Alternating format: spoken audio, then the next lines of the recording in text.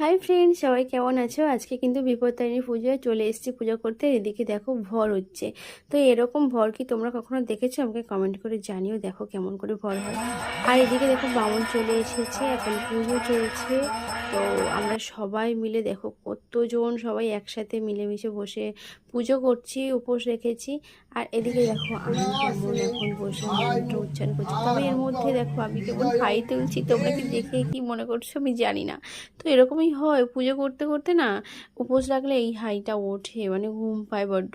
আর তারপর দেখো এখন সিঁদুর খেলা হচ্ছে, সবাই সবাইকে সিঁদুর পরে দিচ্ছি। আমরা দুর্গাপুজোর মতো বিপত্তারিণী পুজোতে কিন্তু এই সিঁদুর খেলাটা করি। আর এখন দেখো আমি বাচ্চাদেরকেও লাগিয়ে দিলাম।